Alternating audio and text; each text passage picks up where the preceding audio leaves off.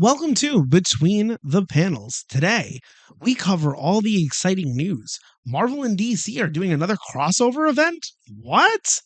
Borderlands is shipping you $150 collector's edition. Guess what it doesn't come with?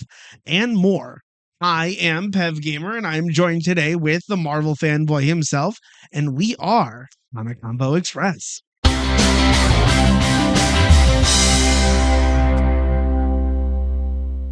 So, crazy week, huh? Oh yeah, it's been a crazy week. A lot's going on. Definitely, yeah. What do you think, Ghost Tommy?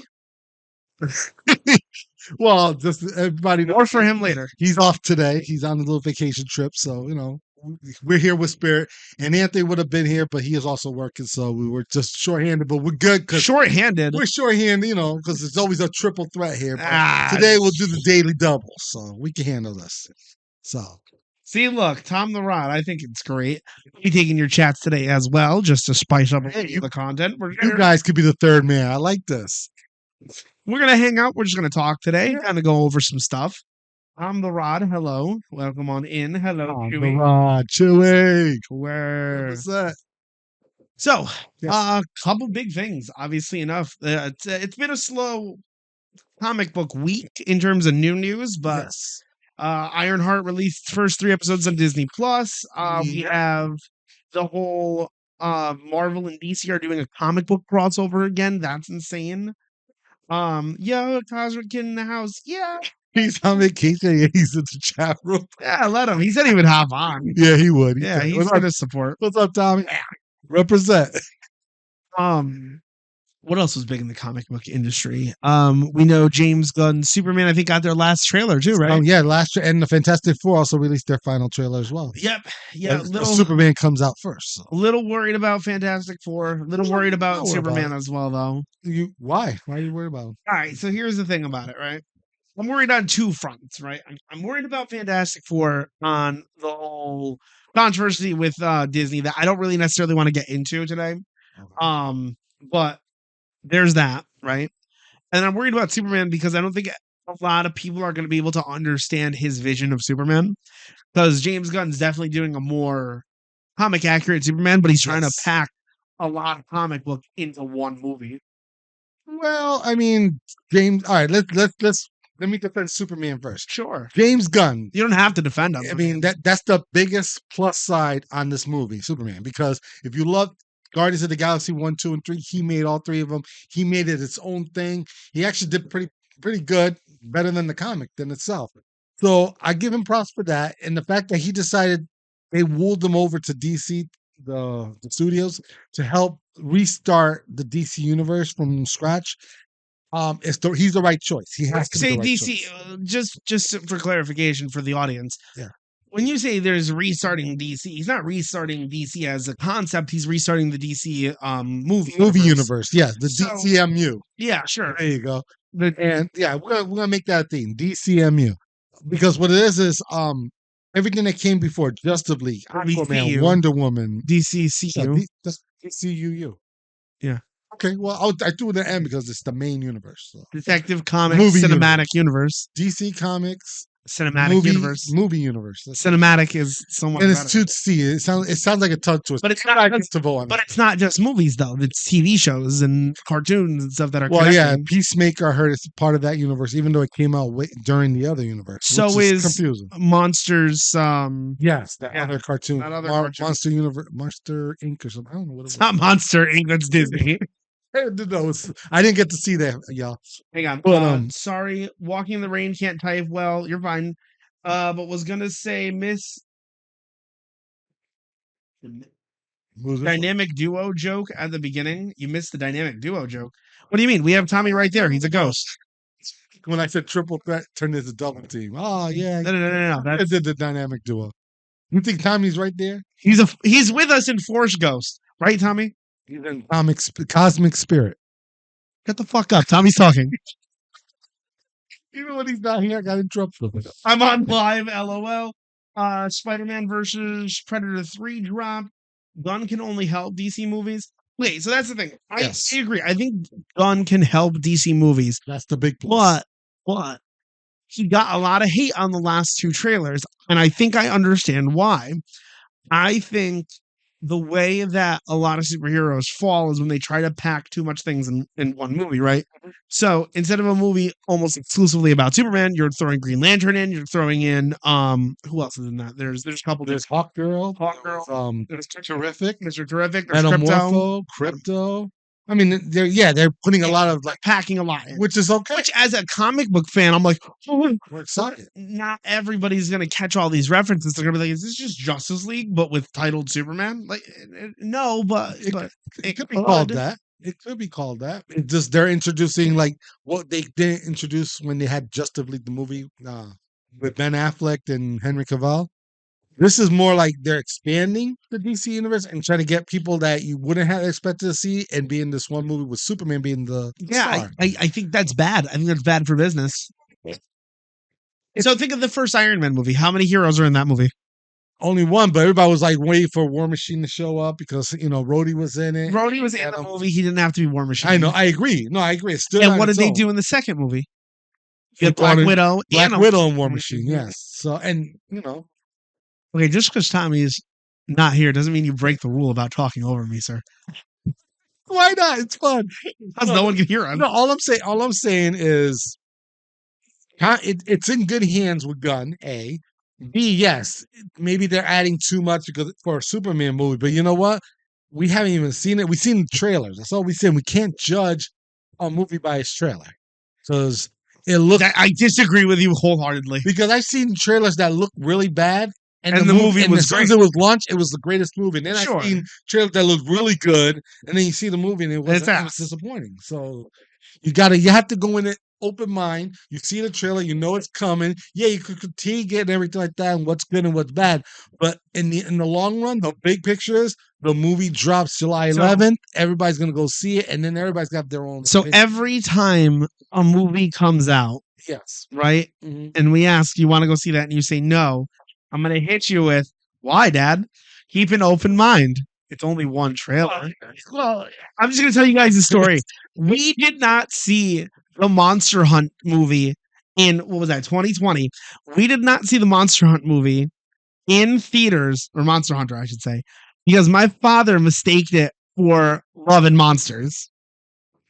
They both. I don't want to see that shit movie. I remember seeing the movie theater. There was two separate trailers, but the same night they showed them before the movie started. I said I want to see one of them, and I did not want to see the other one. And he was sitting like 2 or 3 seats away from me. He looked at me. We're gonna go see that movie. We're gonna go see that movie. And I looked at him. I was like, "Which movie you talking about? The one I want to see, or the one I don't want to see?" So I was like, "That's bullshit." So my response was, "Yeah, I'll go." So we didn't get to see it in the movie theater, but we saw it.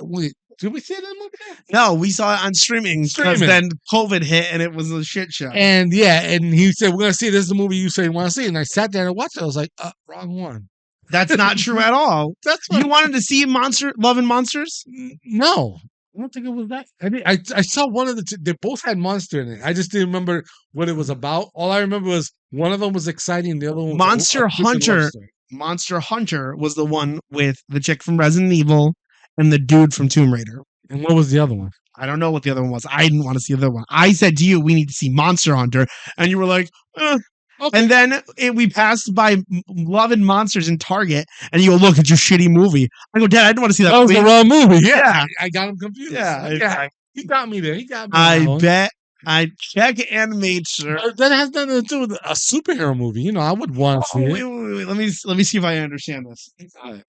You can't judge a trailer or a movie by a trailer when it's a comic book or a hero movie. Everything else is off the table. Oh, no. So I meant when I say trailers, well, you can do this in every trailer you want, depending on what genre you're into. In our situation, a comic book movie, you can't judge it by the trailer. You have to see the movie, and then decide if it sucks or it's good. In every movie or just hero movies? Every movie. I say every movie. Oh, okay. Love and Monster would disagree with you. Well, it wasn't a comic book movie, Was it? You just kind of did yourself there. Was it part of that January where then it was okay. So it's by genre. It's by genre. That's what I said. No, I did say that. I said by genre. I literally just asked you, any movie then, can you judge it by the trailer? And you said, no, you shouldn't judge any movie by trailer. You shouldn't. Okay. Well, So you do. Only when it's movies like outside the genre that I'm in. Exactly, go. Tommy. There you There's go. Peter Parker in it. Exactly. Yeah. That's probably why I didn't want to see convinced it. my dad to watch a movie with me before too. He didn't respond. Yeah, Chewy, we know because your dad's not around, buddy. I'm sorry to tell you this. It's true. This just got serious. Chewy knows we make these kind of jokes all the time. He's fine. Sorry, Chewy. Arms I'll go wide with you. open. Oh, my father. There you go. You're gonna I'll have, go with you. What you have a movie? father relationship with my father. There you go. What was the That, movie? that sound right? Yeah. What movie, Chewy? No, it didn't get serious. LOL. It felt like it got serious when he said that. I was like, "Oh my god!" I was like, "We just paused." Hashtag Pedro, keep an open mind. I'm trying. I'm trying. You know me. Shit. I'm trying. But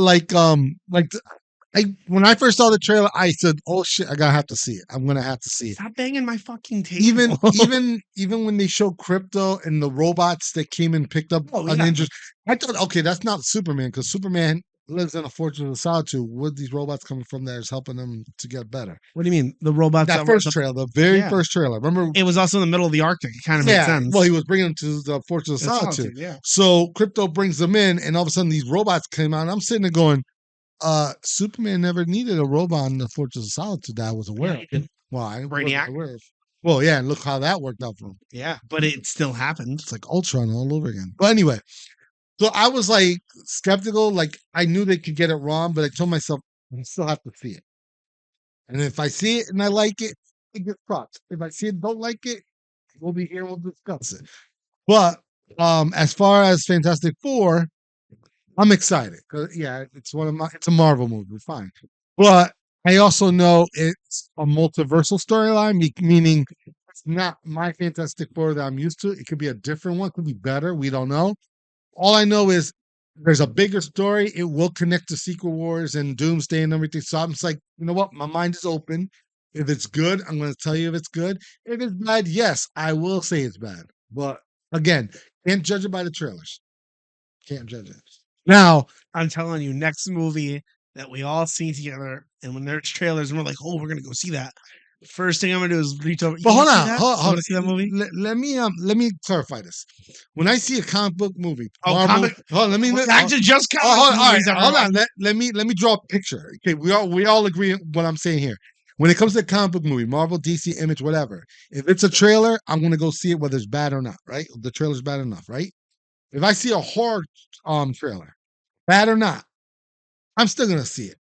Okay. Did you see the Pope's Exorcist? If it's an action movie, same thing. If it looks good, yeah, I'm gonna see it. If it looks bad, I'm probably still gonna see it, depending, who the actor is. If it's somebody I don't like, I'm not gonna go see it. Oh, but why are you judging a book by its No, I judge the actor by a cover. Big difference. Oh, like here's an example. I don't like Tom Cruise. I don't either. But I mean, we had this argument about Top Gun, but I don't like Tom Cruise. So when I heard he was doing another Mission Impossible movie, I sat there like, I'm not gonna go see it as shit. I'm not. I saw the trailer. It looks nice. Hold on. It looks and if there's something, if it goes on like reruns on TBS something, maybe I'll watch it. But like, I'm not gonna waste my money going to the theater and see it. Wait, but hold up though. But to implement that would be you would be seeing every movie ever produced. Possibly. Do you watch every movie that comes out? Well, but it depends. I think it's okay to judge a movie by its trailer. It's totally fine. If the movie's good after that, then you pick it up and watch it and support it. But just because all right, obviously, if you like the trailer, you're going to see the movie. Obviously, you're going to pay your money to go to the movie theater, right? If it's a bad trailer, that tells you, you're not going to go to the movie theater and spend your money to see it. You'll wait till it goes on streaming. Or if it's on rerun on TV, whatever. So there's still a possibility, even though the trailer sucks, you're still going to see that movie. Sure. That's why I'm trying to explain to you. It's also less profit for the company. So if you're making an argument about supporting, but then you're also making the argument about never judge a movie by its trailer, go in like a book, right? Right. Well, the biggest difference is I don't want to support every movie that comes out of Hollywood, and nor do I want to support every movie coming out of every studio. But you'll still support it when it comes to streaming. That's less money in its pocket. Wow. That's what it comes down to. You're taking a stand against the corporate. Absolutely. Like the power. Here's the thing. I'm taking a stand against bad media, right? Mm-hmm. All of us work All of us try to make money. Hell, even the show, we do our own research. We don't have time necessarily to sit down and watch everything that comes out, right? Yeah. I'd rather say, okay, what is important for my audience's time that I have felt that's been important to my time, right? Okay. Here's the good, here's the bad, here's the ugly, here's the indifferent, right? I'd rather present to you guys and say, listen, Daredevil Born Again, for instance, a series on Disney Plus. I think overall That is was worth it's a great show. It's definitely worth the patronage. Mm-hmm. However, to counterbalance that, I don't think it was better than the first Netflix series. Does that make me a non-Disney supporter? No, I think that project was great.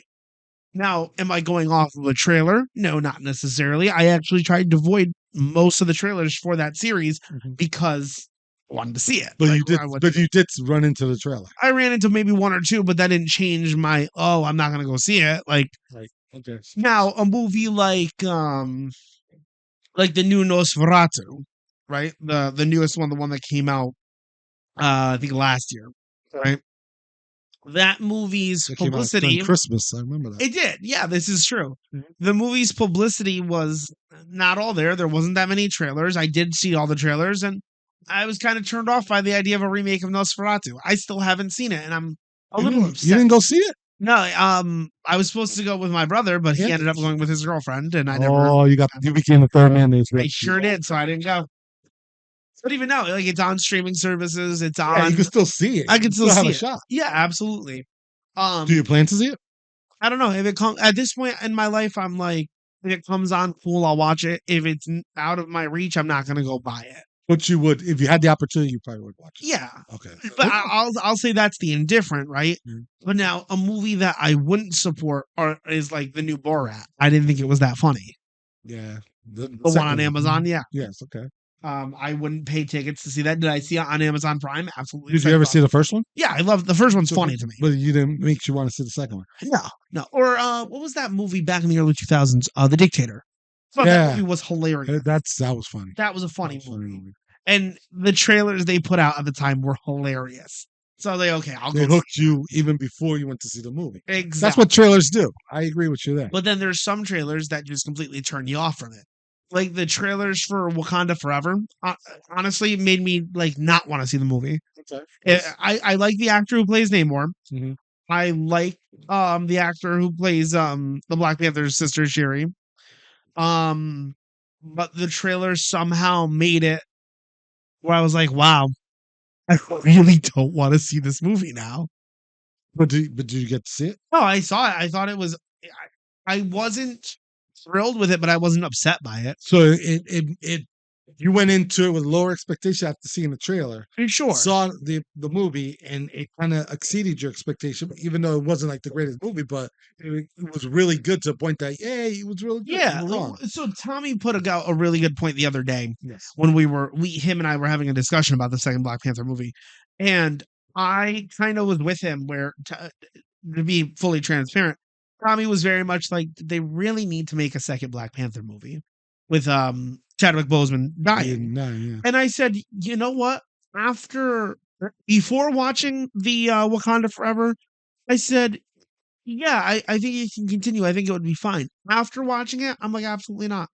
Really? Yeah, if they gave me the option of, hey, you never get another standalone Black Panther movie, or you could have another one, but it's Wakanda Forever, I'd rather just not take another Black Panther movie. I think the first Black Panther movie is a masterpiece in its own right. Oh yeah, definitely. Nothing can touch that. Even but the now, sequel. to be fair, I think the same thing about Blade Trinity. Like after the first two, I don't think there needed to be a third. Not in the direction they went, but it was a decent movie. 300. I love the first 300. Didn't need to make a second one. To make a sequel on that. Right. I agree with you there. Sin City. I thought the movie stands in its own right away from the comic books. I thought the second one was pretty good. I didn't like Game to Kill for it. Game to Kill for. I feel like it tried way too hard to be like the first one, and I didn't like that. Because it's a sequel. It's actually a prequel. No, well, no. Those characters are still alive. What I meant was, if you saw the first one, it was 3 books in one, and how they told it came the sequel, and it was like 4 stories in one. And they fit them. I think that's why it was so good to me. So if you're going to make an anthology movie based large media, right? Okay. I think you pick your top whatever the number is. So Sin City 1 did 4. And I think it was or 3. I'm sorry, 3 or 4. Which one? The first Sin City movie. The Sin City had 3 in the first movie and a Yeah, 4 in see the second. they took the 3 best storylines they thought were worth taking out of Sin City and And adapting they it to a adapted movie. it.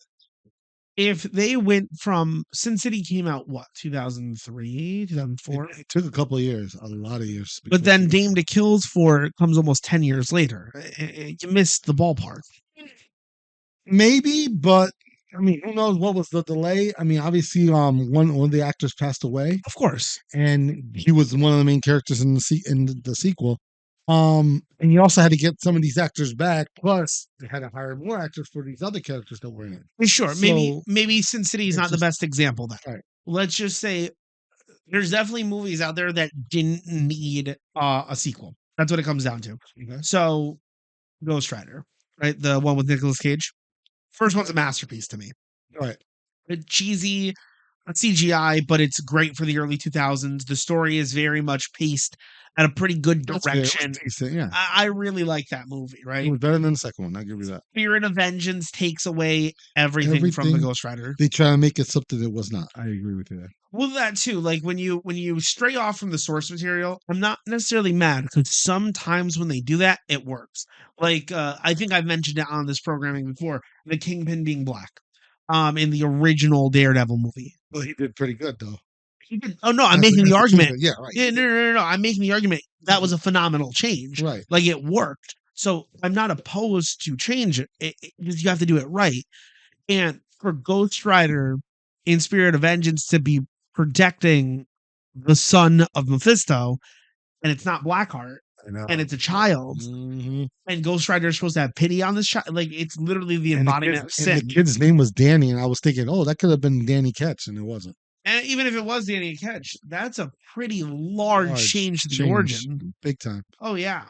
Plus the what was that? The main villain. He was supposed to be Mephisto or something. No, it wasn't even Mephisto. He was a different demon. Because in the first Oh, movie, you're right, because Mephisto dies in the first movie. we didn't even they even changed his name. They called him Mephistoloid, and he was the one that gave Johnny Kate Blaze the power. Yeah. And then They this didn't one, change they Blackheart, changed though. the origin where he signed the deal with a different demon. It wasn't Mephistoloid. Yeah, which that's That was another bad change. So they kind of like changed a lot. I agree with you. It changed They a did. lot. I don't like I said, the first one was good, second one was not. But I think when the trailer came out and you got to see Ghost Rider do things that you didn't see in the first movie, you wanted to see it, and then you got Yeah, to see it, you were that disappointed with the trailer- story just bombed. You're totally right. That trailer made the movie look like it was going to be freaking awesome, and it wasn't. Right? It was a huge letdown. But I guess that was my point of my story. Sometimes a trailer could be misleading, good or bad. Oh, and that's fine. I'd rather be misled by a trailer, Mhm. go see it, the movie is shit, and then I never see it again, Right. than to put out a bad trailer, say, "Oh, this is going to be shit," and then I go see it, and then I'm right, it's shit. Well, I guess that's the point. The best Which one? surprise Would have been. is when a trailer's bad, I see it, and it's a good movie. There's a vampire movie that came out a few years ago. I forget the name of it now. It'll come to me. But I remember watching the trailer and I was like, this looks horrible. And my cousin was like, oh, we should go see this movie. I'm like, okay, I'm done. It's a horror movie. I've only seen one trailer for it, and I'll go see it. Right. I don't know what it's about. And it turned out to be a fucking werewolf movie. I was like, this is cool. How about when Thunderbolts came out, the trailer? Well, Thunderbolts, I was excited about. I was excited to see it, but Yeah. you didn't think it was going to be a big movie. And It's then you still saw really- it, and story wise, it was really good. I thought it was awesome, like better than the trailer itself. So So it that's kinda completely makes sense. fair. I have a different take on Thunderbolts altogether. Okay. I like the trailer. I went in with reservations, not because of the Thunderbolts film, but because the past Disney movies. But I also really enjoyed Falcon or Captain America, the Sam Brave New Wilson, World. Brave Yeah. New World. Yeah. See, I enjoyed that too. That was another. But not a lot of people did. I enjoyed it because I felt like Marvel was starting to take a turn towards more mature storytelling. And I kind of was hoping that was going to progress throughout the MCU. I thought like the first couple movies, okay, we're following this generation of people who are watching this movie. Let's let the movies age up with them. And I feel like if you go back and out of the original phase 1 and 2 movies, the only movies that really grew up with you were the Guardians of the Galaxy. Okay. I felt like Iron Man kept the pace of all 3 movies. Even at the climax at the end when he loses all his armors, it really was no consequence because the next movie he has an armor. I felt that Captain America, all the movies got better as they went, but they kept the same pacing. Right? Whether it's World War II into the Hydra conspiracy with the Winter Soldier, and then basically a mini Avengers movie. Okay, the team's broken up, but they're going to get back together. Avengers 1 feels like you just took all your toys and started smashing them together. The second one I know was a disappointment for a lot of people. I think it's because they rushed Ultron, but you could still see value in a lot of the build-up that movie was for. For the Dark World went from actually mature storytelling backwards to more humor. Mhm. Okay, whatever, right? Guardians starts out as family-friendly fun. The second one has crazy innuendos, but it's still somewhat like So it still felt I like a wouldn't Guardians like of the Galaxy movie. I wouldn't take like a little kid to see the second Guardians movie. And then the third one blows the cap off. Like it That was the swan song from the Guardians. He knew this last one he could do it. He was literally given the reign and the room to do whatever he wanted in that movie. You saw how it ended when they had that new team of Guardians. You know, it was like didn't make sense, but it was his way of bowing out, let Marvel take it from there, and he moved on from it. Now, let me backtrack what you just said. And this was an argument Tommy and I had recently had, and you were part of that on our text messaging. If a movie does great, yes, we always praise the studio. DC, if Superman does really good, everybody can be like, "Oh, DC did right; they did really good." Stop smashing the table. If Marvel bombs a movie, they blame Marvel. What do you mean? Like the example, I'm trying to think of the recent movie that they bombed. I blame Sony when their Sony Marvel movies fail. Yeah, I can agree with that. And Sure. I only blame Sony because some people confuse the fact that those Sony movies were rented by Sony because Marvel had to allow them to do when they bought Spider-Man. Yeah, I don't think that's a confusion, but No, sure. but yeah. So when Venom did really well, they praised Marvel, and then when like say Madam Web sucked, they blame Marvel. So I had to remind everybody. So wait a minute, we're not blaming Marvel. Marvel, even though they allowed them to do it because of their contract deal, Sony was in charge. But then again, it's not even Sony's fault. The only thing they did wrong was hire the director and the writers to make these movies. I completely disagree with you. I think it's very rare that it's actually the director's fault with a film. I think sometimes bigger studios. I say about 90% of it is the director. I disagree because what if you're hired onto a major motion picture and they say to you, okay, here's your budget. You need to hire people based on criteria, not people based on acting abilities. Now that completely limits your pool of talent. But let's even take that away for a second. I want to make sure you're consistent with this. So when Venom does well and people praise Marvel, but Madam Web does bad and people boo Marvel, are you only correcting them? I'm only correcting. Wait, let me finish the sentence. Go ahead. Are you only blaming Sony when everyone's blaming Marvel, but not correcting them when they're praising Marvel, but not praising Sony for Venom? Because guess what? I'm saying. Let me see how I explain this. Who's responsible for Venom's success? Success would have been Sony. Who's okay? All right, so Sony did the right thing, getting the right director to make that movie, and to do it without Spider-Man was amazing. I give them credit because that's not easy to do. But if that movie would have bombed, no one would have thought about Sony. They would have thought, well, Marvel knows what they're doing. Why did they make a Venom movie that way? To that same point, though, like you said, majority of people are going to give Marvel credit for the Venom movie, and nobody's going to correct them. Right. But then everyone's going to correct them when I'm not defending Madam Web. I'm giving you the devil's advocate of this. Okay. Where were we going with that point? There was a point to that. Because we were talking about blaming Marvel. Right. Okay. I'm with you. Maybe you don't blame Marvel for when they outsource a program other than their mistake of the 90s of selling out product. They did what they could to stay They were alive. part of bankruptcy. They were in a very bad situation with the bankruptcy. There were smarter things they could have done to prevent that, but I understand what you're saying. Nobody here is responsible for that. Nobody listening to this podcast had a say in Marvel selling off their stuff. Okay, no problem. I'll even make the same argument for DC, right? When you see a bombing Marvel movie and you blame Marvel the studio, I don't think there's I don't think there's anything wrong with that. Studios have in the modern day more access to information, more access to voices in their community, more voices of critics and audience than ever before. When you actively choose to ignore, whether that's because Marvel Studios, aka Disney, aka whoever, are putting down an agenda down your throat, and people are like fed up with it, and now the voices of that are the majority and not the minority anymore, Right. and you don't make a correction to it, then I think they deserve the hate. When studios do good though and switch that around, different story.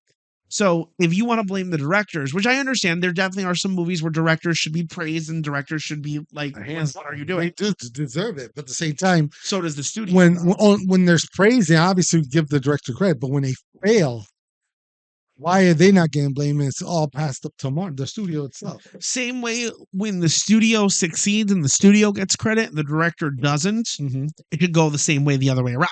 Well, it doesn't. It does though. It does all the time. When a movie sucks outside of like a Quentin Tarantino film or a small studio movie, outside of those very specific parameters, yeah, I'm blaming a studio. Like, I don't need another Jurassic Park movie. Do you think the director had a say in that there's going to be another Jurassic Park movie? If they're being told they're allowed to make a sequel, yes. But that's not They what's could. happening. They could leave clues. They could go back. You know how they get. I'm sorry. They get people to come back because they're reshooting scenes. Sure, but that's different than, hey, there's going to be another Jurassic Park movie, right? To reshoot a production is I'm going to call you back. We have to change these parts because X, Y, and Z. It happens all the time. Yeah. But when do you ever hear a specific director come back to a studio and say, hey, I have the capital backing to make another movie?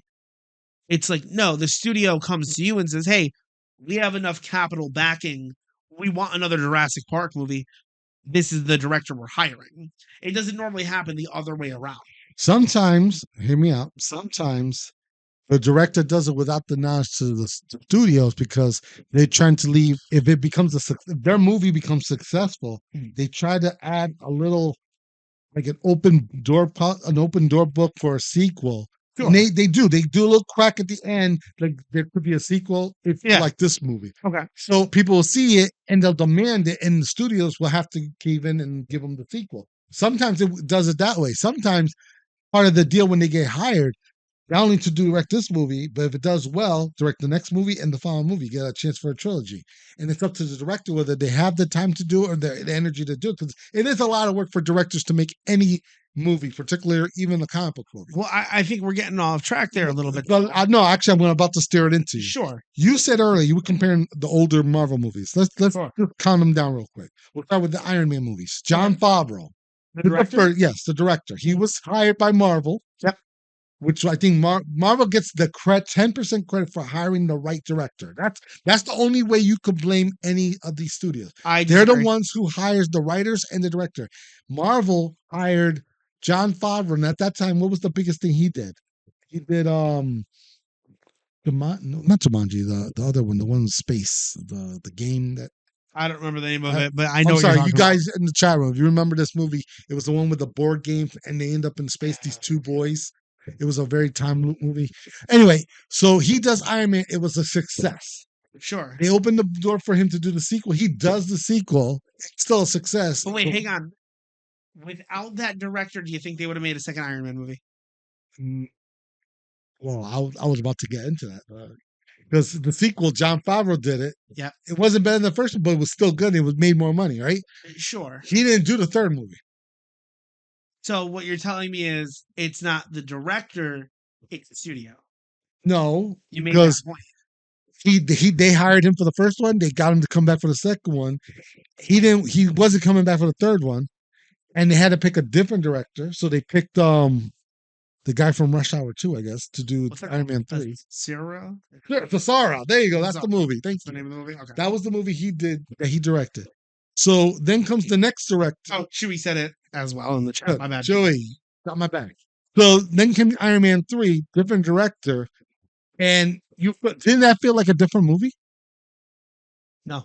You didn't think that, like, the moment it's like they took the armor away from it was just Tony Stark through the whole movie? They were leading up to that anyway, though. Well, I know, but it just felt naked. Like it didn't feel like an Iron Man movie. When you start to cure Tony Stark's heart disease, the only thing that goes forward is for you to remove the arc reactor, and then that removes the Iron Man suits. I think no matter what. So but you're really making my argument here. No, I'm saying that's your argument right there. But then let's fast forward to the Avengers movies. The first one was Russo Brothers is what you're about to bring up to me. Joss Whedon, the first Avengers. Oh, okay. Okay, first of all, Marvel picked Joss Whedon. Remember, he did Astonishing X-Men. He did Buffy the Vampire Slayer, Firefly, all that stuff, right? So he had that reputation going into it. Yep. And he takes the Avengers and he makes it one of the biggest movies at that time of all time. Yeah. They asked him to come back. He does the sequel and something went wrong. The reason why that movie wasn't better than the first Avenger, why it kind of flopped, you could tell as the movie was being made what was Joss Whedon and something that like went in the wrong direction. It just did not feel right. Okay, how do you know that wasn't by design? How do you know that? Because a director and a writer are two different people, right? It could have been the writer's fault too. We don't know. And who's the writer? Possibly the studio writes that stuff too. It all depends. I can't deny or admit that because there is studios who do write scripts. Marvel's been known to, like, okay, we want this, can you throw this in there, and they do it. But usually it's up to the director to make it blend in. Okay. Yeah. If it feels like hold up now, because now you're actually making a point, right? Right. So if Marvel makes an X-Men movie, right? And Disney, for the sake says, we need you to throw in an African American gay character and make that make sense halfway through directing. And now the director's like, well, I already hired all the people for this movie. And the studio goes, we don't care. We really like an African American homosexual. Is that the fault of the studio? Is that the fault of the writer? Is that the fault? That would be the fault of the studio. That I agree with you there. More often, and that does happen. That specific example, but when I meant, like, in the first Avengers movie, I guess last year they wanted Thanos to be in there, and it was Joss's problem. And what he did was wait to the very end, and he put Thanos in. He fit it in perfectly. Sure. Thanos is also in the film, right? He was in the film, but every Marvel movie that, remember, as soon as the movie finished, they shows like a clue to the next movie that was coming out. But even before that, Thanos is in the film. Like he was in the film on the throne. In the throne, right? But he showed up at the very end. No, he showed up halfway through the movie too. His silhouette is on the throne. If we're talking about him being part of the film, that still counts. That still is. Hey, look, we put Thanos in your movie. They might have added that for reshoots. It doesn't matter. I don't think he was in there at all until. But think about it like this, right? What? If your argument is, oh, they wanted Thanos in the first Avengers movie, and then Joss Whedon said, okay, we're going to make him the end scene credit. And then Disney's like, no, that's not good enough. We want him in the main film. Okay. Well, when Loki's talking to the Chitauri high priest, Thanos is right there in the shot in the throne. Yeah, he didn't turn around. It doesn't matter. He's still in the film. Like that's some of those loopholes that make sense. But that might have been a scene for the reshoots. You never know. Well, we're talking about finished product. No. I'm talking about as the movie was being made. You know, like you said, studio would jump in and say, "Hey, we want this. Can you put this person in it?" Yeah. And it was Joss Whedon's decision on how to put it in there. So he probably either did a reshoot if he already made the scene, or if he didn't get the scene, he had him rewrite it to add him in the scene. So sometimes what film companies will do too, though, is they'll film the end of the movie first, and then start filming the other way, right? Sometimes. So depends on how they do it. That's fine. If we're talking about finished product, though, it doesn't matter if midway through shooting, the end of shooting, another day of shooting, they say we want Thanos in this and put it in. Cohesively, it makes sense. It fits, right? I don't think that works with every aspect that You're right. Disney probably has. You're right, and that's I guess that's why my point, Okay. because they do ask a lot for every director who works at a Marvel movie. Mhm. Some of it, the director looks like a genius because they managed to do it, and he does it like it to blend into the movie so well.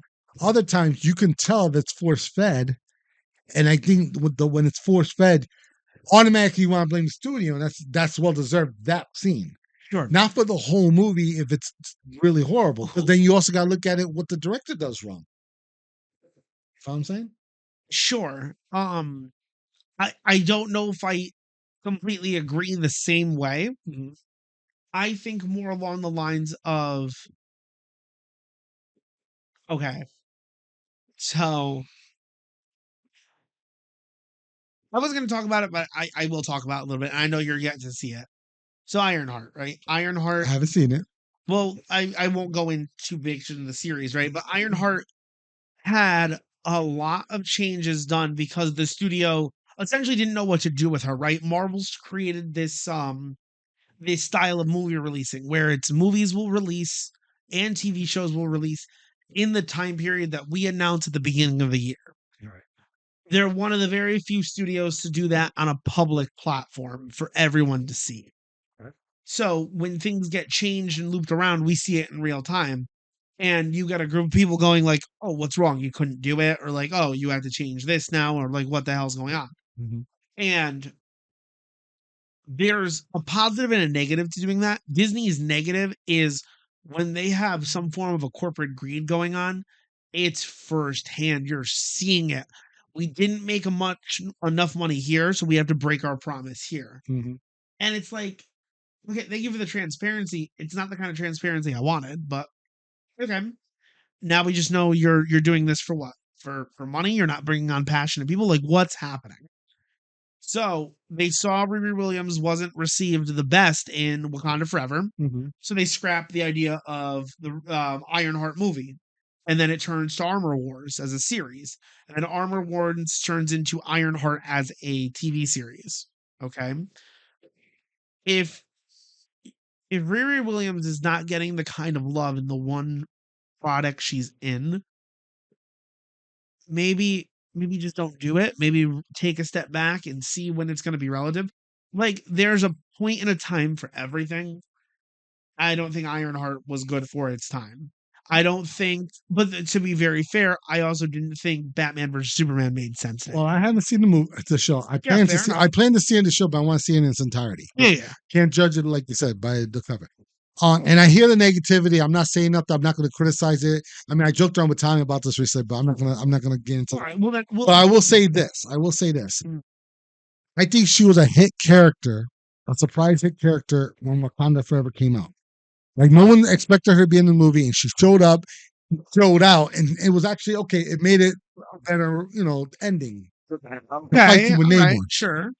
So I know there was a lot of people who were curious as to who Riri is and what she should get her own movie or her own show.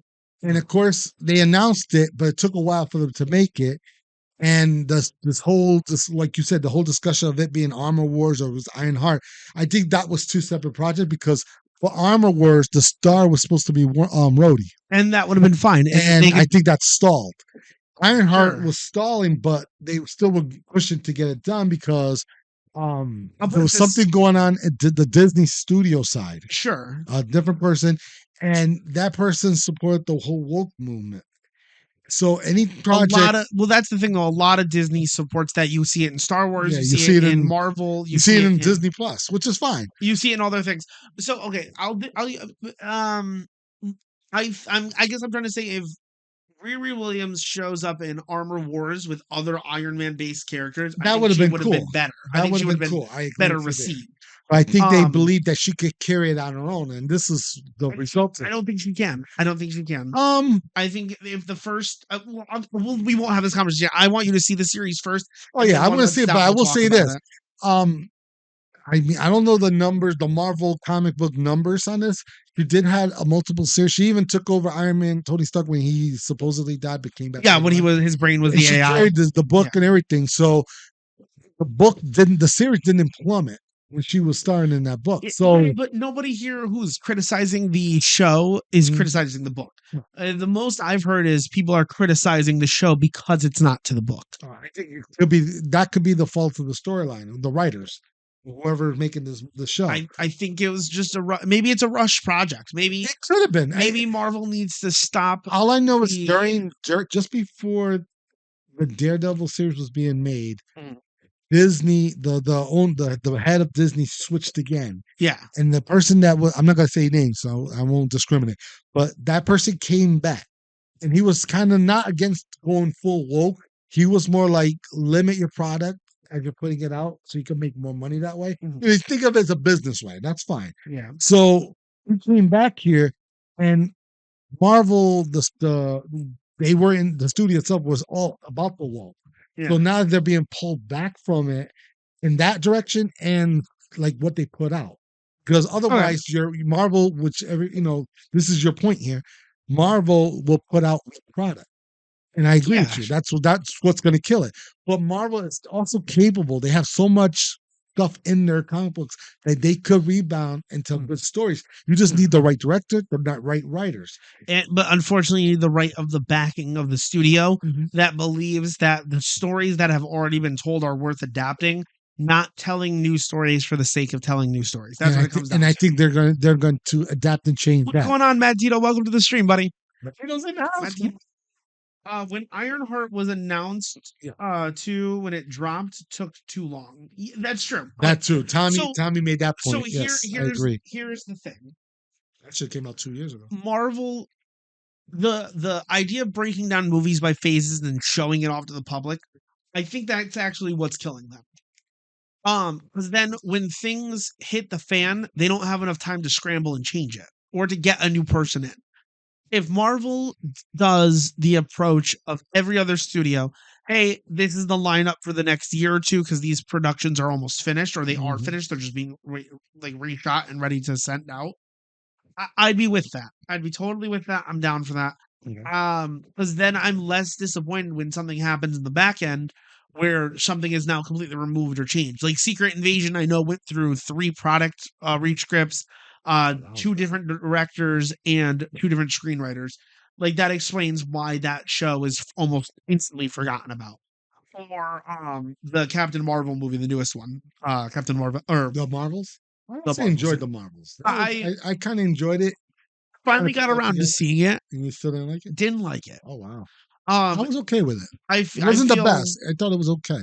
Now, I think the only redemption about that is I loved how Kamala Khan's father appears in Daredevil. And they brought it kind of helped her show up as well. So I don't care about her. I actually care about how human that moment felt. Was you forget that everybody surrounded by these heroes are not heroes; they're civilians. But that's the storytelling I want to see. I'm not looking for an Omega level boss babe who's gonna defeat every bad guy and crush out the competition.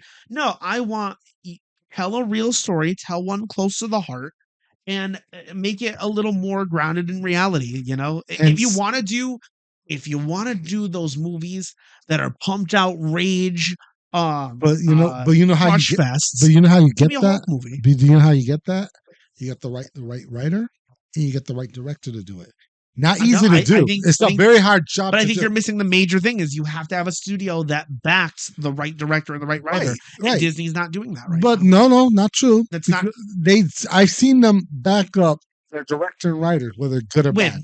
I've seen that happen a lot. I can make the argument for the Daredevil series. They backed them up really well. But how many script changes did Daredevil go through? They did a lot because they saw what was going on. They also said that. Remember when Daredevil Born Again was in trouble where they might not have released it? Right. That's not somebody fighting for anything. There was a lot of petitions and fan things that are like, no, you need to bring this series back. But when you say support your director and your writer, here's the problem. You can support them if the product is just how you envision it. Anybody envision, especially if you're a fan. If they manage to get an early look at it and it's how they envision it as well. Whose job is it to write the story down and envision it? Right. To write the story, the writer. Whose job is it to bring that to life? The director. Whose job then is to produce and send that out? The studio. The studio. You know what happens instead? The studio said, asking to see hang on, what they did. hang on. Right. The studio is breathing down the neck of the writer. Put things in that we need to happen. And then they're breathing down the director going, are you in line with what we're looking for? And they're putting out a project and everything is now incoherent with its fan base. Yeah, but they do it for a reason because, and as I notice, because imagine this: if they didn't breathe down the neck. By the way, that's all media. No, but hold on, hear me out. If they didn't breathe down the neck of the Daredevil writer and director when you did the first draft, yeah, they would not have asked them to redo the whole thing again, because if they would have put that out, it probably would have sucked, and we would all been hating Daredevil. And you know what Disney did to Netflix that caused the deal to fall through? What? Breathe down their necks after the season 3 of Daredevil, the season Well, 1. No. Yes, that's 100%. No, that's similar to the whole Sony and Fox thing. They had the rights to Daredevil and Jessica Jones, Power Man, and Iron Fist. Hold up. And as long as they had those rights, they could put out the shows they did. Incorrect. The moment produces Disney bought, who produces Daredevil through Netflix? Through Netflix. Nope, ABC Studios. You ever watch the end of the series? In the end, not in the No. Nope. They were ready if you to go put it back, on ABC if it didn't go on streaming. Hold. ABC Studios produced, direct, and wrote Daredevil season 1, season 2, season 3, Defenders, Jessica Jones. I remember. Yes, Netflix distributed it through their streaming service. Yes, that's how deals work. I know. If Disney starts breathing down the neck of the writers of that, all ABC Studios did, that Netflix decided not to put it on their streaming service, ABC was going to allow, not Disney. I mean, even Disney's their boss, but ABC would have put the show on ABC Channel 7, and it would have been censored. It would have been it would have been really bad. So what happened? Hear me out. As soon as Disney took control with Marvel, and they said, I guess they want their studio back, including they want the characters back to rights and let Disney Plus do their own series of Daredevil. Netflix had a 3-year contract that they still didn't finish. They only did 3 seasons. They had 3 more years of the rights of Daredevil to make more series. What they do after season 3, they stopped. They halted. They let that contract expire. So we had 3 more years. We had to wait for another Daredevil season. No one knows about this. Yes, Daredevil. We didn't see Daredevil as of season 3 for 3 years because they were still under contract with Netflix, and Netflix knew if they put another season out, all this eventually goes to Disney, and they get nothing in the pie to enjoy what they were making. So they just, instead of making the next 3 seasons, they stopped it, and they sat on their contract. And once it expired, Disney got Daredevil back. And then the first thing they had to do is scramble to get the same director, the same stunt guy, like the whole team, just back. And not all of them came back. Just FYI. Yeah, that's why it feels a little different.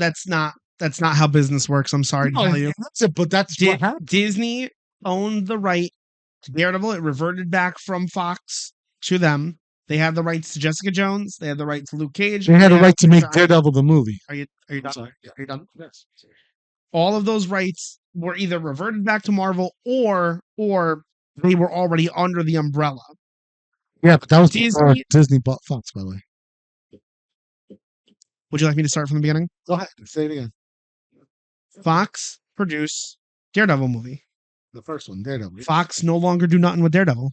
Mm-hmm. Fox rights to Daredevil revert back to Marvel. Yes. Marvel already had the rights to Jessica Jones, Luke Cage, Iron Fist. But they never gave them up. Right, exactly. Then they gave it to...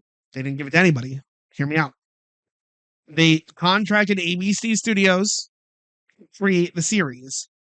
Disney, at the time, didn't want to put out anything over PG-13 ratings on national television. Correct. So Netflix comes in. Hey, we're a streaming service producers.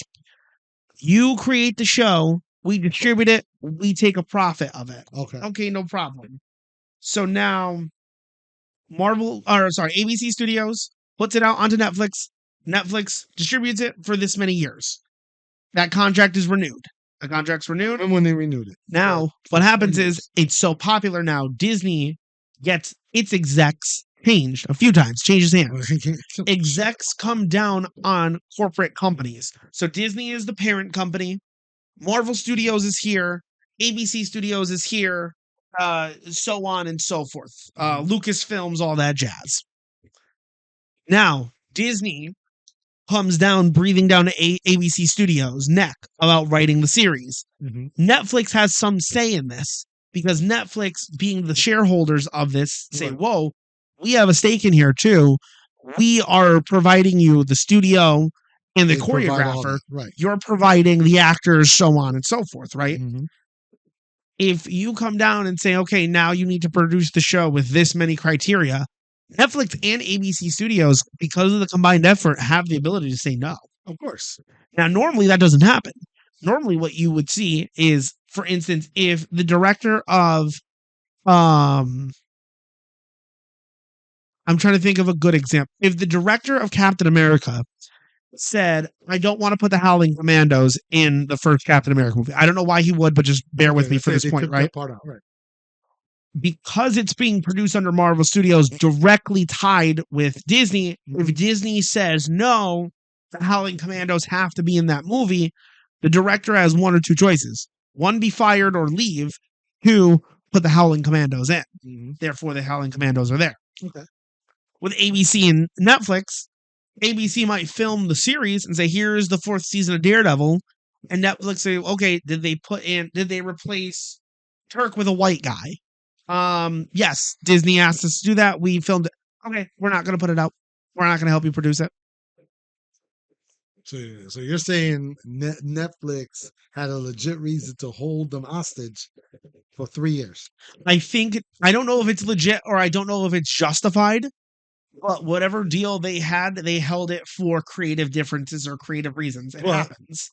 But the Marvel only was still thing, trying to get it back. sure, Regardless. and Marvel was going to get it back no matter what. Oh yeah, they knew, but they had to. And they were still being based on so, this contract that they were holding out on. Dude. They couldn't do anything for those 3 years to make it. They could have actually. ABC could have essentially filmed season 4, 5, and 6 for Netflix. They couldn't. Yes, they could. I'll tell you exactly why.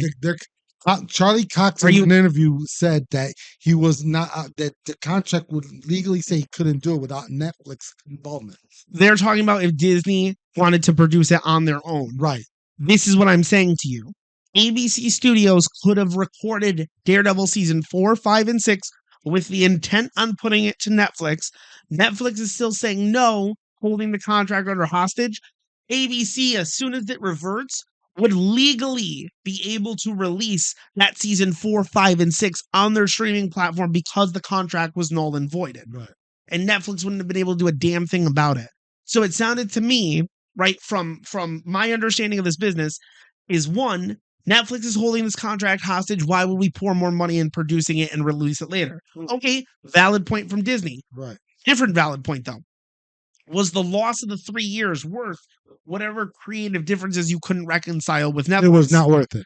I don't think so either. No, I agree with you. Agreement there. We agree there.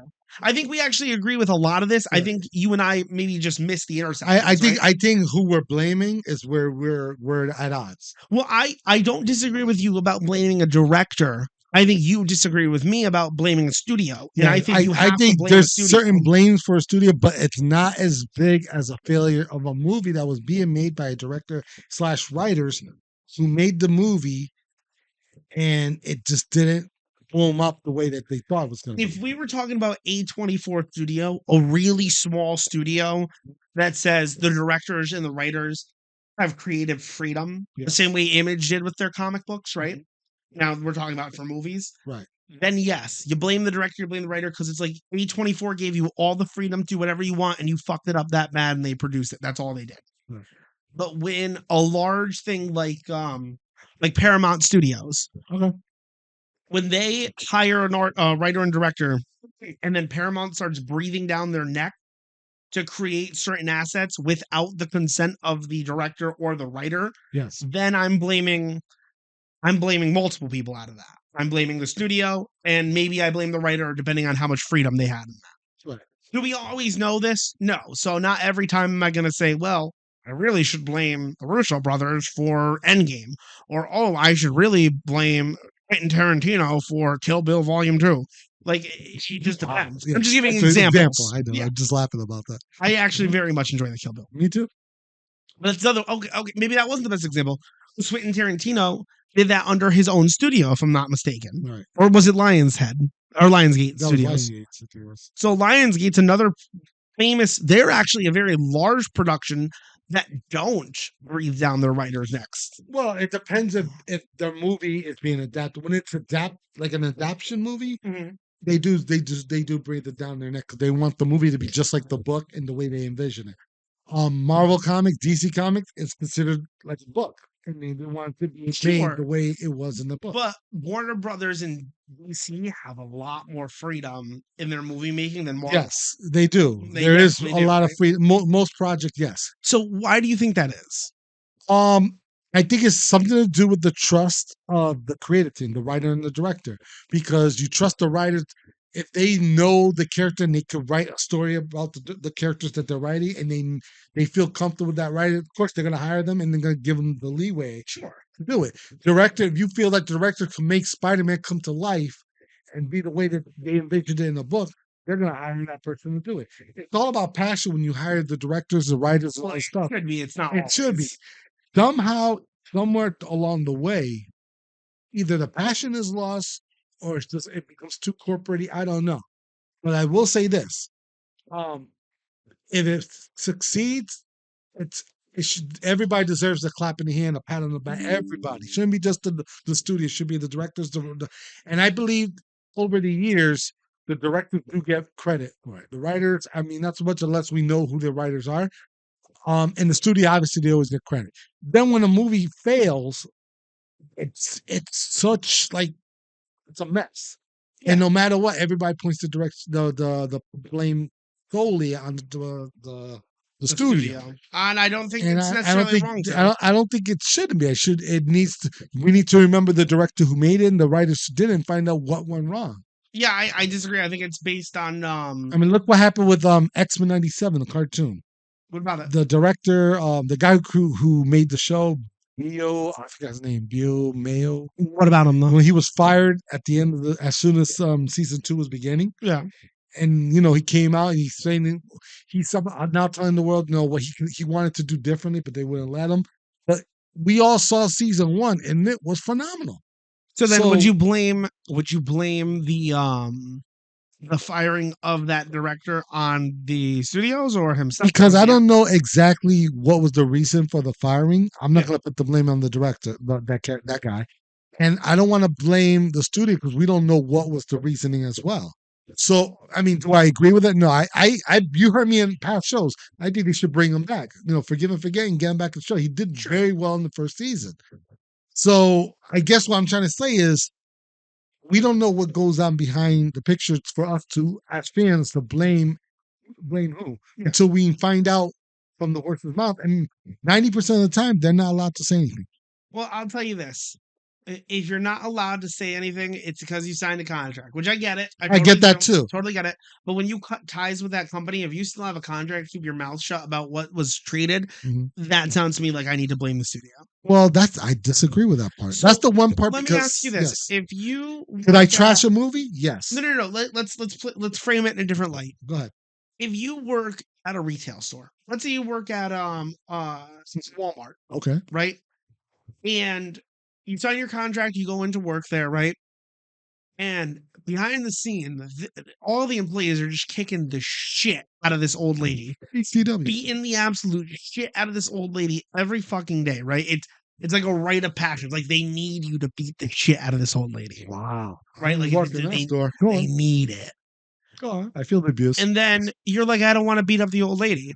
So then all the employees start beating your ass, right? And then you're like, I'm going to quit this job and I'm going to leave. And Walmart's like, by the way, you can never talk about the ass beatings, right? No matter as long as you live, right? You can't. If you sign the contract, you can't. Right. But then if you now, sorry, I saw that too. If you now go out in the world and there's like this huge allegations of Walmart taking the shit out of old ladies and employees, are you going to keep your mouth shut for the sake of them? If I'm not contracted, but I witness it, I have the right to say open my mouth. Yes, because you're no longer an employee I'm not of an Walmart, employee, and right? I'm not the one who had to But sign the contract for why. by the way, Walmart is not asking No, employees to kick the. we love Walmart. This is just a It's example. hypothetical. You're Yeah. trying to prove a point. Go on. Yeah. So I think the same makes sense for movies, right? If the directors are contracted, okay, you're going to write this, you cannot leak anything about this. Okay, that makes sense. Yeah. Oh, by the way, we're firing you because you wouldn't implement our changes like we asked you to. Right. So So now you're no longer under contract with that company.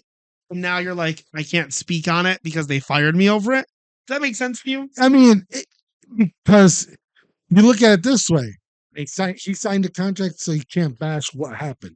And he also, if he decides to reveal it, we don't know if they'll paint a picture on him looking bad or the studio looking bad. We don't know. So It's probably the studio. I think what I'm trying to get to is no matter what, we don't know what goes on, and they're not talking. We shouldn't put the blame on them. We should just say straight out if the show is good, which, like I said, X-Men '97 was really good, Sure. or if it was bad, like Secret Invasion. We'll throw that one out there. It was really bad, but I'm not going to, unless I know who the director's name and the writer, why they made a bad product, if the studio had anything to do with it. All I know is it was a bad show and it sucked. And I will say it sucked. But I'm not going to sit there, oh, it sucked. I blame Marvel Studios because they made this piece of shit. Let me blame Nick. What's the guy? Samuel L. Jackson. His acting wasn't really good. Which, by the way, it wasn't that bad. Oh, I didn't understand that actress who was a Skrull. You try to make her a superhero. I didn't like her either. So wait, if Marvel reverted, if the rights to Spider-Man miraculously reverted back to Disney, if Disney puts out a movie to reboot Spider-Man, and they made Spider-Man a black woman, then I would be upset that they made that drastic change. Yes, reasonable. I think that's completely reasonable. Who do you blame in that instance? That I would blame the studio because they're the one. Well, no, I would also have to blame whoever hired that person, which would be the director. No, the studio is making this active. No, choice. the studio gave the director the money to do. No, hold up. Who's handling the casting? If that's not the problem here, if Disney hands down a script and says we need a director for Spider-Girl. Okay, what's Spider-Girl? Well, we're rebooting Spider-Man, so instead of Peter Parker, we're going to make it Shelba Parker, and now there's a black woman from Brooklyn. All right, this sounds very hypothetical. Obviously, I don't think Marvel or Disney would even consider doing a Spider-Girl. But if they did, I don't give a shit what they think. I'm just asking you a hypothetical. Hypothetical, if they did do something like that, and they hired a black woman to play Spider-Woman. Mm-hmm. Now, mind you, this isn't replacing. It's not replacing Spider-Man at all. Okay, no. That's not. Listen to what I say before I fucking finish. I just agreed with you. I was literally going to say they're not replacing Spider-Girl as in Peter's daughter. They're replacing Peter Parker with this black woman. I know. You just said they're not replacing Spider-Man. I'm saying they are. No. What I meant was my biggest scare, if they did that, would have been how come they're doing a Spider-Girl movie when they have Spider-Man? But then you said, first of all, you said not. This is them going in a different direction on Spider-Girl. I didn't even think of Mayday Parker. I was thinking of somebody else. So if they decided to go in a different direction with Spider-Girl, and they use a different type of actor, a different race actor, who should be blamed for it? I'll go back. They're pitching Spider-Man. It's Peter Parker still. Yes. Then they ask they want it to be a black guy. They want it to be a black Peter Parker. And so now they're giving this money to this director and say, go find me a black Peter Parker. So basically change the race. Yeah. On Spider-Man. Yeah. And it's not Miles Morales. It's not Miles. It's Peter Parker. Now he's black. That would be a problem. I agree with you. Okay. Well, they were making a Spider-Girl. But you had. I think you missed what I was saying. You know why I say that? Because in the comics, Spider-Girl, the one we all know and love, is from an alternate universe, the MC2. See, this is the problem now. This is why Tommy has this problem with the alternate universe shit, and I get it.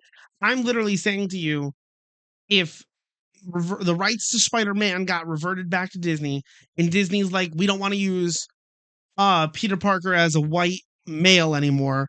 We want to make him into a black female named Sharia Parker, and that's going to be our Spider-Girl movie. There is no more Spider-Man. The Spider-Man's gone. Like, do you that's what I was saying. That would be awkward. That would be. I thought. Okay, so it is replacing Spider-Man. I would have an issue with that. And whose fault would that be? I would blame the studio for even going that direction because You have the right to Spider-Man, do a Spider-Man movie. I agree with you. Now, if you're doing a the- Spider-Man movie, hold on. Mhm. This is why I guess what I'm correcting. Sure. They do a Spider-Man movie and also decide to do a Spider-Girl movie. I'm open to that. Yeah, that's different. That's totally different. And it don't even have to be Mayday Park. It could, like you said, could be a whole new female Sure, black whatever. person. It would be fine Yeah, with me too. but that wasn't where I was going with that. Because Okay. Sony and Marvel and Disney, they all can Right. do that. You'll just say if it replaced it, that'd be a different story. So, like, when I really wish you would have seen Ironheart.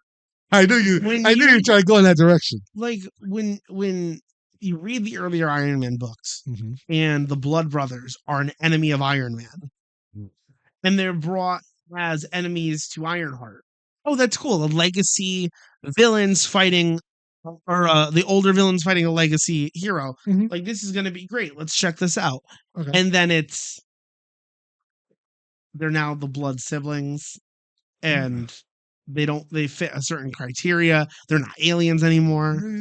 I could turn this around on you because I understand your point. Yeah, I think I have The only reason why I haven't seen Ironheart for me to go at you on this, so I'll change it around. This is almost like the whole. I'm trying to think of a good example. 'Cause I've seen it in a couple of the Marvel movies early, and I was sitting there going, "Why isn't this character?" I am so sorry. Go ahead. Mad Tito actually brings up.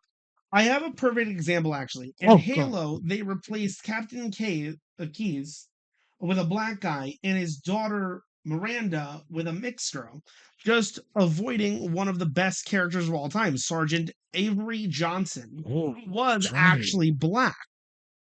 Okay. So instead of Yeah, I you're the hear cat her, too. Bandit, come here. She's crying over our little cat. She's crying right there. We don't know what's wrong. Fat one. Come here, you jerk. She's She's calling. talking, you hear her? She's She's not talking about calling you. you know what? You talk to the crowd. I'm I'm trying to think. That's wrong. It's a perfect. Ghost Tommy, take it.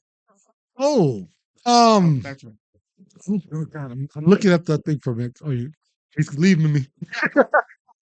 I am all alone. Let's sing a song. No, oh God, what was I gonna say? She stopped yelling as soon as I got So out. she saw you. That's probably what it was. She's so cool. All right. Oh my God, I'm trying to think. There was a very good example. I can't think. All right, the Scarlet Witch and Quicksilver. Sure. They're mutants, correct? Yeah. Okay. But when they were in Age of Ultron, when they were introduced in Age of Ultron, they were never mentioned that they were mutant, that they were experiments. So they tweaked it. So, Which I have a problem with. as comic book fans, we all have a problem with this. But it still told the story how they used their powers, how they fought in the Avengers. They joined the Avengers, and Scarlet Witch went batshit crazy. Quicksilver dies in the second movie, but that's not the point. The point was their rendition was shown as a movie, and it worked out. So I guess with the point with the Blood Brothers, I guess they're a movie and they're different. They're not the way they were in the comic book because they're aliens. Well, not only are they not aliens, they're not brothers. True, but they're also lesser known villains. Let's be honest with you. They're not Galactus. They're not the Red Skull. They're not Loki. They're not Ultron. They're not Thanos. This was like there's level A, the big hot villains. Then there's level Bs that they have potential to be hot villains. Then you got level C, D, E, F, and it goes all the way down. Blood Brothers, as much as I remember them growing up, who they were, and when they fought Iron Man and everything, they never passed as high as B. So I think what they did, But now took you're. a D-list villain, and they just rebooted them. I mean, are you all right? with Am I that? right with it? I'm not sure because I haven't seen this. I can't really judge it. But I Okay, can understand so why from, they did. From the trailer, the Hood is a Hispanic guy, right? Right. And we talked about this. He's supposed to be a white guy in the book. But I'm okay with it. I'm open to it. Well, here's my problem with it, Go right? for it. Let's take away the elements of the show for a second, right? Okay. Haven't seen it The Hood is white in the comic. in the comics, right? Right. And when he becomes a demon, he still reformed what he was as a human. Okay, whatever. Right. Does he adapt with the times of being a criminal here and there? Yes, absolutely. Yeah, he got worse after he got the hood. Yes. Right. It also is an echo from his time period, right? Because we're not thinking of Hispanics as criminals. We're not thinking of African Americans as humans. It's like, or African Americans as criminals. I'm sorry, I don't know why I said humans. That's horrible. Um, we think of the Hood as a demon in human form as a white guy from what is it, the 60s? No, the Hood actually came out in the 2000s. Everybody does that. I don't know if anybody knows the origin of the Hood. The Hood came out back in, I want to say 2004, When Eminem 2003. was big. Yeah, Eminem was big at the time. He was a white kid off the streets. Had a girlfriend who was pregnant. Right, they had a kid together. It's almost like the effect where you try to provide for your kid, but you're in the streets. So you're stuck to being like that deadbeat dad, but you want to do better, and you're motivated to do better. I think that's what motivated him in the beginning. But how he did it, he didn't get himself a job. He decided to rob the bodegas and then the banks, The stuff like Hood is that. from 2002. 2002, and he finds the hood. He uses it to escape. It finds out it had power. First, it was like a way to escape through the shadows. Then later on, we found out the But true origin of the it hood. slowly eats his soul and he becomes a demon. It ate his soul. It also ate what motivated him, and it pushed him to a point of being, instead of being motivated for his kid and providing, he became greedy. Just like a gangster, just like straight gangster. You want to provide to your family, you got to do the hustle. You do the hustle, you start wanting to hustle more to make more money to provide. Yeah. So he goes to a point that he gets far that, just like every gangster, you move to the top. Sure, I'm going to stop you here. Yes. What stereotype is unfortunately stigmatized with that? That would have been, I thought Italian at one point. It's the way Sure, he the moved Italian up. mob. That's fine. But that's not a stigma you see in the 2000s. No. Well, it depends on the stories you were I was reading when I was at that time, because every story was different, and the hood to me was a very gangster Okay, but and in realistic at modern the time. times, Modern in time. 2025, Yes. it's crime and shit like that is associated with a stigma or a stereotype of Hispanic men or African Americans. Right. Hood is mixed in this. Right. I think that pushes a stereotype in the wrong direction. I think you're instead of being a diverse casting, you're actually doing a disservice. Bringing it backwards. Right? So like I can understand at this point in time, if you want to talk about diversity, bring in Miles Morales. Okay. For the sake of argument, Miles is a hero. Miles doesn't hold on to really any negative stereotypes about the Puerto Rican community or the black community. Or the black community, right? Where it doesn't matter with the hood, because the hood's always been white. The hood is greedy. The hood is a villain. If you put him in Ironheart, it's not going to create a race war. But it does make it really bad when Ironheart literally opens with, it looks like all the minority characters, or majority of the minority characters, are criminals. I think that's wrong. I think that's the wrong stereotype. I think it doesn't matter. Put them all in a fucking group. I want to see Hispanic. I want to see black. I want to see white. I want to see them all. If you're going to make a series about delinquents, right? Mix them all up. Mix them all up. Because on the streets, your color is not dictate what you do. It doesn't matter, right? It worked for Black Panther because they were all related back to Wakanda. Wakanda was, but it's in Africa, and it was mostly a black community. And when they moved to New York, or no, where did was it New York they moved to? They went to, I thought, Los Angeles at the end. So we have a diversity role in a movie of World War II about a guy at the top of Germany. That Tito. German side of that story. That's actually a really good. That's a different thing. This is an instance where I would blame a studio, not necessarily a director. Okay. So EA Sports and Dice Entertainment has been making the Battlefield games forever, right? Mm-hmm. Battlefield 1 was a hot shot game. Like, it sold very well. It did really well. It returned the Battlefield elements to a World War I setting. Okay. They did so much research about the First World War that the game's campaign was called War Stories, and it took characters from each side of the First World War. So the Harlem Hellfighters is the first mission. It's an all-black regiment that fought the Germans in World War I. It goes to the Italians during the siege of Caporetto, right? They take it back from Austro-Hungary. Right. There's an Arab woman of the Arab Spring tribes. The Arab tribes that fight the Ottoman Empire. It literally goes through everything they possibly could for World War I, and then in the multiplayer mode, it stuck to those class systems based on whatever faction you had. Brilliant. Right, fair enough. EA is like, okay, for the sequel, we're going to make the 5th Battlefield installment a direct tie to Battlefield 1. Okay. Cool. Okay. What's that going to be? So we want a game about World War II. Okay. We're not bringing back the war stories. Okay. We need more customization in our soldiers. And this is all coming from EA.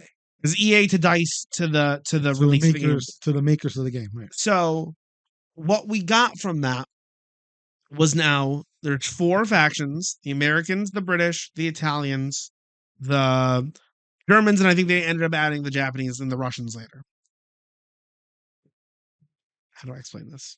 Not only can you swap the gender of all of these fighters, which doesn't make sense because women were not allowed or permitted to fight in the Second World War. That wouldn't make sense, right? You can also change their race no matter what faction you are.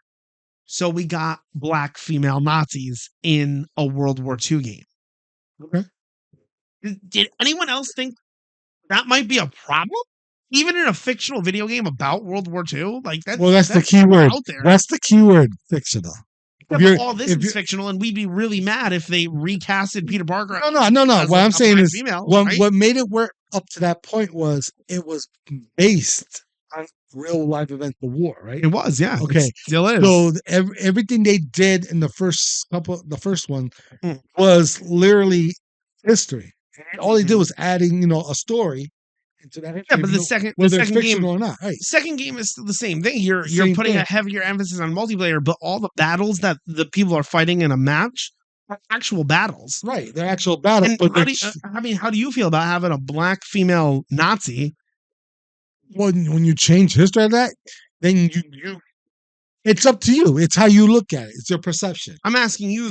My perception is if I'm going into this game knowing it's a fictional game, meaning it's like a what, like multiversal, then I open my mind to it. Then they got in this world, the Nazis are black and everything. And we got all different race and females are fighting the war. And it's again, what if world.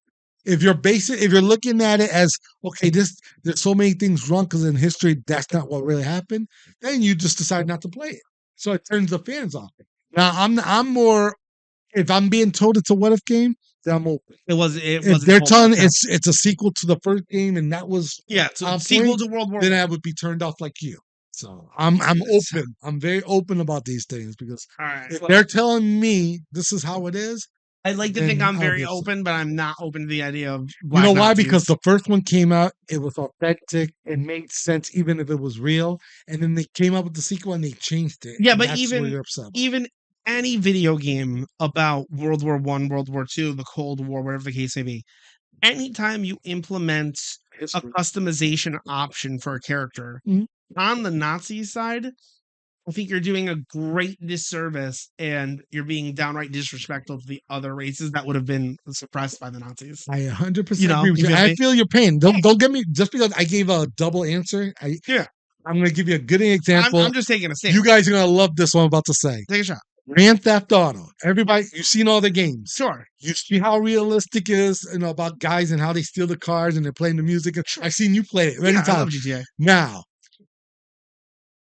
you see how the first couple games you played it, how it is. Everybody loves this game. It's like them saying, we're making a sequel to this game. It's going to take place in Chicago because worse than LA, whatever. Sure. And this time, not only do you get to steal cars and beat up people and shoot everything and rob banks or whatever you can want to do, you also get to steal spaceships. You get to shoot aliens. And you go, what the? It's this game. It's not Grand Theft Auto. It's something else. You could shoot aliens in GTA. No. I mean, like you see like aliens, like aliens, like they came from outer space. Like it feels like an alien invasion in Grand Theft Auto. There's a whole mission in GTA 5 when Michael, the father character, gets drugged by his son, and the son steals the car. And your character Michael is chilling in the middle of the street. Yeah. All of a sudden, a flying saucer takes him. It's actually pretty funny. You don't know if it's the drugs. How did it end? It ends up with him waking up in a field, butt ass naked. Pretty funny, actually. Wow. But okay, but that's like Mad Tito's. That's only a sample. Mad Tito's making a better case for you. He's saying a white CJ in San Andreas. I agree with that. There that you go. Bad. Well, no, I would give that a leeway. Because San Andreas is about the hood of LA and your main character is black. Like that's Right. established right at the But beginning. anybody in LA could have been a white boy too. If he's ghetto Sure. enough to survive in Yeah. LA. So I I guess disagree there. GTA is a little bit different because it's not as historically based, right? Do you make the argument that maybe If you Grand take Theft it, Auto that's race specific to African Americans pushes down a different stereotype? Yes, I can agree with that. That's the negative side of GTA. if you don't see GTA with all race represented, then it is stereotyping. Tommy says he's a dude playing a dude who's another dude. Nice. Great. I'm not touching that one. It's great. Speaking of video games, let's Yes. move on to the other topic we had for the day. So I'm going to pull up the on Oh, React. I think this was in between the panels. Yeah, it's great. Listen, it's been fun. Cool. All right. So Borderlands 4 is coming out with the Echo 4 bundle. This is considered the collector's edition. Oh, yes. Let's go over this. So 2K and Gearbox. Let's see what they are including in this bundle. Let me get my mouse up here. Let's see what there is. Okay, so map of Kairos. okay, so there's a cloth It's a map. big That's map, by cool. the What's down there? That is the shift code cards. Oh, okay, so in-game content. That's cool. They give you jewelry. They give you a vault symbol necklace. Okay, that's pretty Which is cool. fine. Oh, what's up here? All right, so Echo 4 Echo figure. with LED lights. So obviously Ooh. something to decorate. You put it on the table. Yeah, Fancy, fancy. And then what's over here? Set of 4 double-sided lithograph art prints. Oh, Okay, little okay, cards. cool. Pictures. Yeah. Right. How much do you think this is going for right now? Let's find out. Let's find out. Let's Is see there a price what tag? they are charging this for. $150 is what GameStop is. All that, All that for $150, right? Sounds Okay. pretty reasonable, right? especially for the statue itself. Yeah. Ready? But what's missing? What's that? What does that say? Let's make that bigger. Extend it. Make it bigger. Let's make that. It says Oh no! games sold no. separately. Borderline 4 is not included and is required to redeem golden keys. Oh my gosh. Shift code must be redeemed by the 31st of 2030. Wow. That old. Yeah. So you get this today, or let's say you get this year, you won't get the game for You don't get another the game? another 5 years. No. Think about that. There's no game in this collector's edition. Yeah, but if you want to use the code to get it, you The won't get code, it for another the 5 code years. is DLC. That's you can't use this without having the game. You're getting something you can't even use Yeah. So let's for see. All right. $150. $150, right? Okay, so let's see how much the game is, right? It possibly can't be that bad if that's what they're selling the collector's edition for, right? Let's find out what the pre-order is for the standard game. Standard game. Oh no, what's this? The super deluxe edition is $120. so in theory, if you want all the content from Borderlands, that's $150 plus $130. That is $280 Just to get before that, tax. to get that and the bundle. So you want your collector's edition and you want the full game with all of its add-ons. And if you make the sacrifice for the regular game, Oh yeah, let's make the sacrifice, right? Let's just get the standard let's edition, say right? you don't have enough green to get the regular the super stuff. Oh wow, 70 bucks. 70 plus 150. So that saves you 70, 80 bucks. Yeah, but how much is that all together? Yeah, the collector's Even with that edition, together, plus 100, 150 plus 169. that's still over 200. That's not an easy thing, bro. That's And if you just want to get the game, I mean that's fine, but then you won't get all the extra stuff. look, even Bandit is What do you completely think, Bandit? Bandit does not You like wanna that get- price You tag. want to Look. get Borderlands? You want to get Yeah, Borderlands? Bandit hates You wanna get the expensive whole video set? games. You want to get the whole set? You tell us. What do you think? She's like, no, hide me. She don't want it, right? She doesn't want it. Wow. So Gearbox seems this year to want to fuck over their fans. A collector's edition that doesn't come with a video game is a crime to me. That doesn't make any sense. Big time. I agree.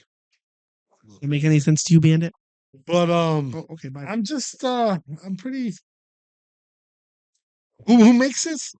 2K Studios and Gearbox. Which I wanna put it out there. They had this issue before, right? Yes. Borderlands 3 did not do very well. Did not do well. It was not what it was promised to be. They have a bad history of doing it. They shouldn't even be doing something like this. Yeah, if your last game failed as a AAA title, Mm-hmm. maybe you need to reestablish yourself, right? Agreed. Like Borderlands it didn't do well in theaters for a movie. The second game is the best game in my opinion. That's right. That's the movie you see. That's one of the movies that Pete wanted me to see. I said I would see it. I didn't go with him to see it when it came out because we didn't have the time to It go. bombed, I'll be And, honest with and you. I said we're gonna watch the streaming. We had a chance to watch the streaming the other night. He didn't want to, and I Yeah, was like, no, I was safe. no. So I was bailed out. You still have to watch it. It's all But right. that's highway robbery. But you know what? Mhm. I mean, if you're a true Borderlands fan, I mean, you might go for it, but you're saving up money that you But should should just you wait for have it to go to? down. No, Should you have to? No. they could at least gone 100, even with the statue and all that other stuff. And they could have included the game if they wanted to, and just throw in the extra 50. But if you didn't throw in the game, you should take 50 off automatically. Yeah, that's ridiculous to me. The super one that's 120. I can't believe that. I would wait. I would wait 5 years. Wait till it all goes down and get the whole set. How was it?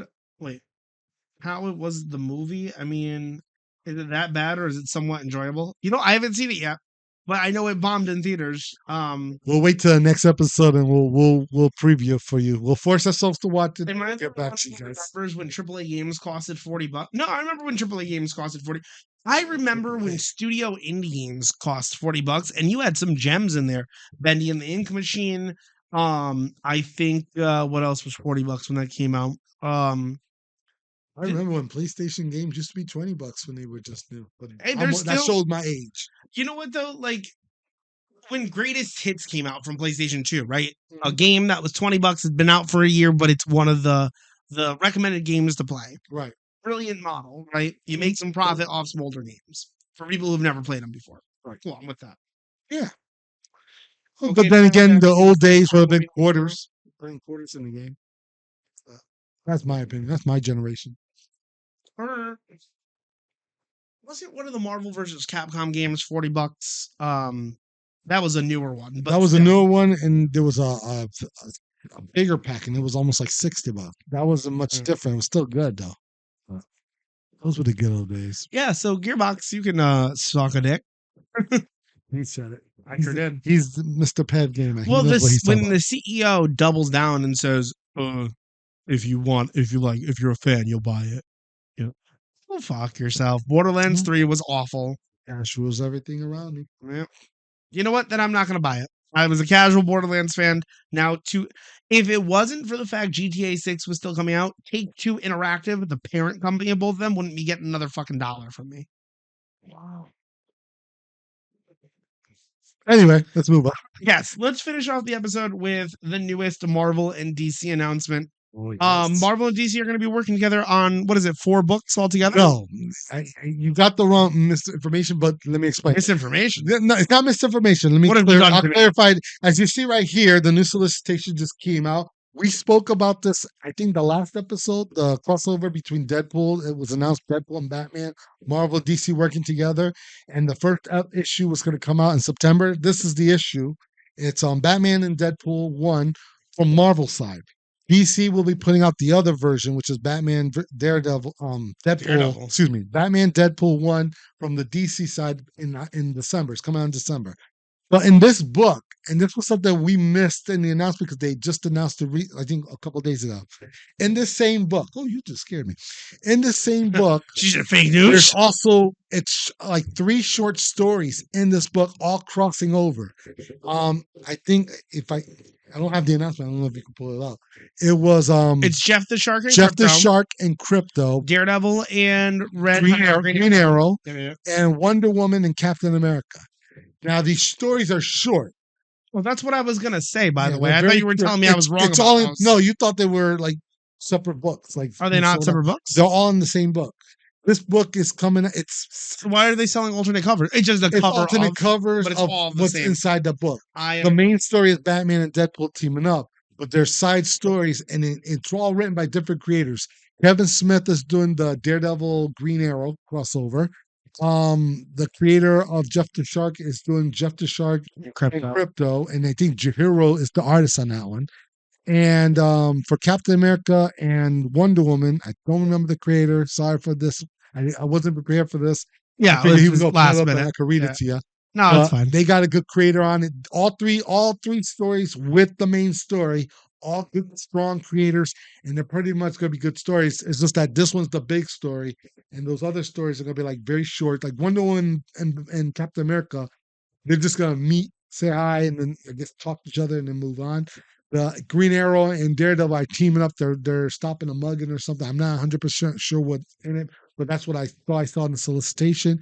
And of course, a comedy routine between Jeff the Shark and Crypto, which will be pretty cool to read. It's all in the same book. We hyped it up the last time. We're still hyping it up. This time I got proof that it is coming out in September. This is the one book. The other book will probably do the same from DC side with 3 other stories as well as bigger creators going into it and crossing over the Marvel and DC heroes. To me, it's still a win-win. It's huge. So be on the lookout September. Awesome. All right, cool. That was good. Yeah. That was definitely good. I think this is a great place for us to end today's episode. We've actually been almost going for an hour and 40 minutes. We've been doing good. Woo. Cool. And we did All it right. with the ghost of Tommy. Oh yeah. Hang The on. I didn't Cosmic get. Kid. You're right. The Ghost of the Cosmic Kid. Do you have any words for us? Hey, Yes, okay. you've heard it here. Heard it here You've been first. between the panels. Thank you guys for joining us. Be good, be safe. Hit the like and subscribe. We'll see you soon. Bye, everyone. Deuces.